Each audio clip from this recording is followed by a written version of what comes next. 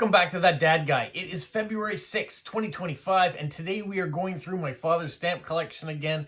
We are continuing to go through his South American stamp collection, and part of that is learning a little history about the region, trying to figure out exactly where things are and how they came to be, and then that way we can appreciate the postage stamps they've put out since.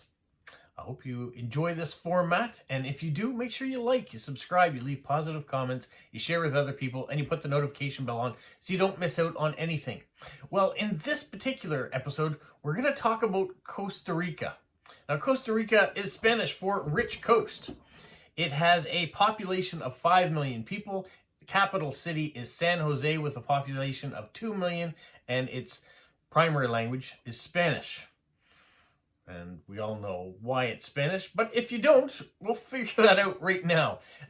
The inhabitants of the region had been around since about 10,000 BCE. They found pottery, they found spearheads that date back as far as that, and all sorts of rudimentary tools. Well, the Spanish came through with a gentleman you may have heard of, Christopher Columbus. He came through the area in 1502 on his last voyage over, but the person who was kind of given the notoriety for finding Costa Rica is the conquistador Gil Gonzalez de Vida, who arrived in 1522. His ships left from Panama, and they started to leak. So they offloaded a bunch of the troops, they hiked, and they found the area called Costa Rica, or as they named it, Costa Rica. Some of the inhabitants were wearing gold, and they traded with them. They also stole from them, unfortunately, but they discovered it because they were walking. They were getting supplies to fix their ships, which they went back and continued to do and carried on. It is the southernmost part of the Captaincy General of Guatemala, which was largely an autonomous entity of the Spanish Empire.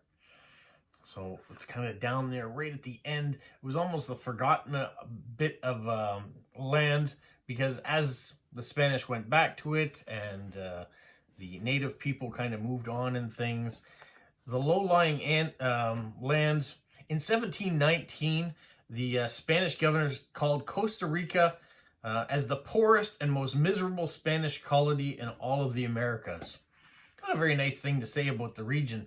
What they had was they had lowlands, anything that was kind of on that Caribbean coast, and they did their agricultural there, and a lot of the local inhabitants and the Spanish intermingled and married, and so they didn't have a lot of slaves. They did have some, but they didn't have a lot of slaves at that point in time. So they kind of worked together to try to develop the land. But where the land was most rich was as they climbed the mountains and they got into that volcanic area. That's where they discovered at a later date a more economical use for the land and getting really the rich vibrantness out of it. Skip ahead to 1821, and then the area got independence from Spain. Between 1821 and 1823, Puerto Rico was part of the Mexican Empire. In 1823 to 1847, they were part of the Federal Republic of Central America, which you can see Mexico was kind of the north part, and then that central bit had formed their own area.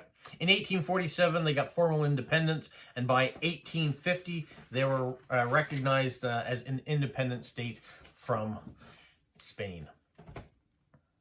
And then they had a long period of time after that where not a lot happened. They had, a few political battles and skirmishes. It wasn't until 1948 where they had a civil war that lasted just over a month. The elected government was seen as, which was a communist government, got into power. It was disputed that it wasn't a legal win, that it was fraudulent. So the rebels, backed by the United States and their war on communism, had an upheaval. Around 2,000 Costa Ricans died, but the rebels won, setting in new power. 1949, they got a new constitution. And the other thing they did was they disbanded their military. They are one of the few sovereign nations that doesn't have a standing military. Amazing. So let's talk a little bit about their economy. We kind of know how their history is, but their economy.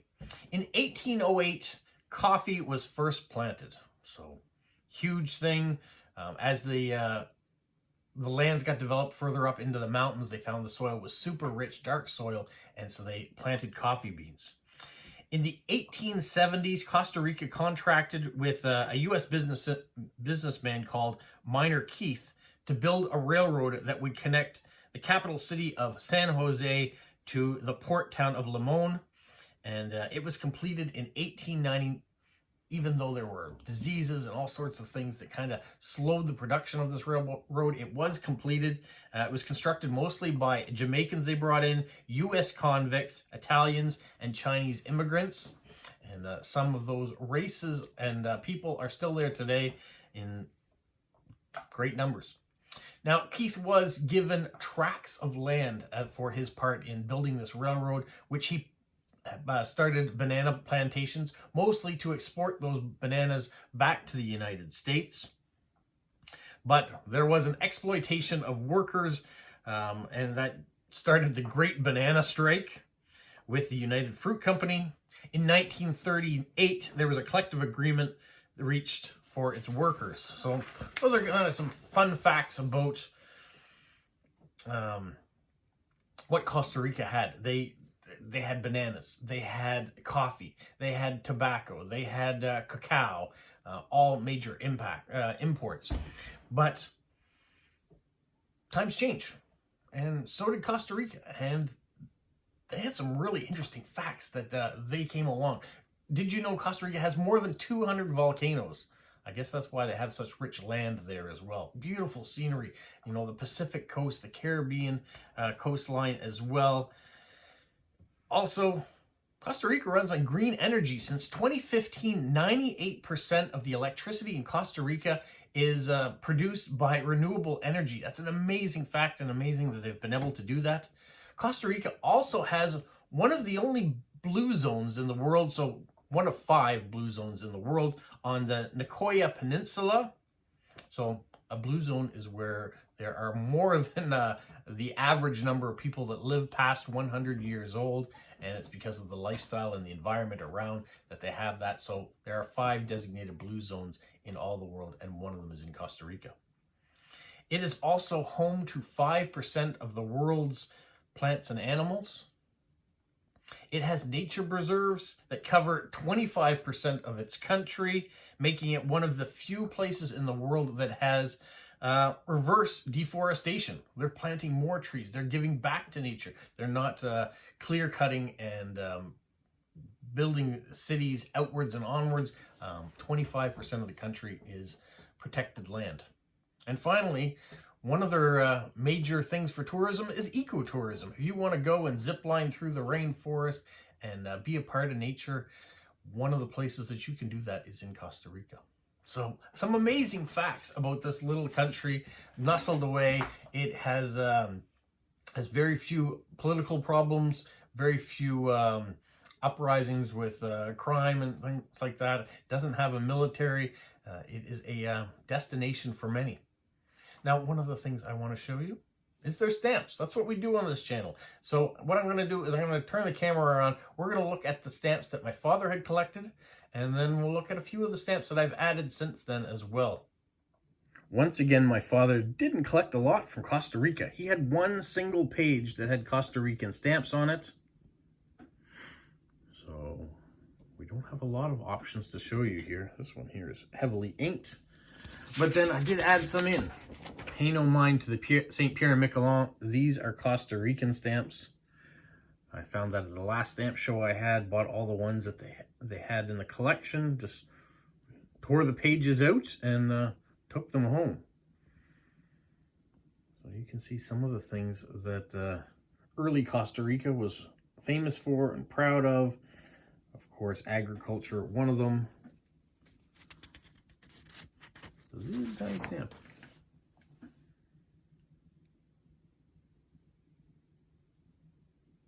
There's There's some industry there too, and part of the United Nations.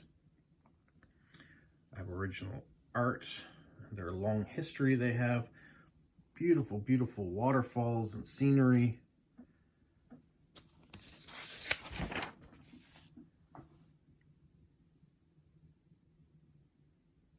These are connections they had with their neighboring countries, El Salvador and Honduras.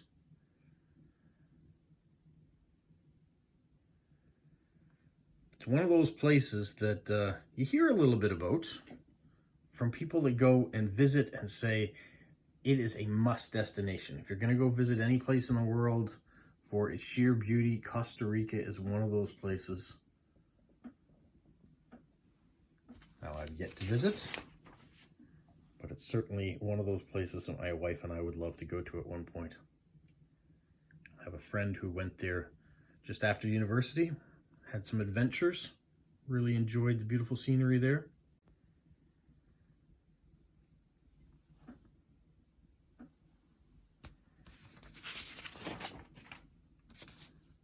And then we've got a few here just to finish off the pages. As a former history student in university, and history being my favorite subject all through grade school as well, these weekly videos that I've put together where I get to delve in a little bit to the history of countries are quickly becoming one of my favorites. I know, yes, they are a bit more work for me to do to present it, and I don't want to focus on all the negatives that are in some of the countries, and I delve on the positives as much as possible. So they're a fun way of exploring our world without actually leaving the comforts of our home, and maybe giving you some ideas along the way when you watch them of places you want to travel in the future. I hope that you do, and I hope you get to see the rest of the world as much as I want to see the rest of the world. Well, that's it for today. You guys have a magical week. Like Polo? You say like, subscribe, share, and tell all your friends. Who's a good boy? Who's a good boy? Bye.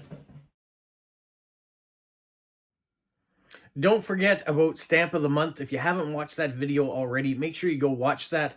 Enter into the giveaway so you don't miss out on your chance to win a bunch of cool stamps. Also, Stamp versus Stamp. If you like stamps, but you like a little quirkiness as well, go watch my video with Snail Mail with Smokey. We team up. You watch my video, and you'll watch his video, and you'll get both of the storylines complete. So I'd really love it if you did, and leave us some comments of what you want to see in the future. All right, bye-bye.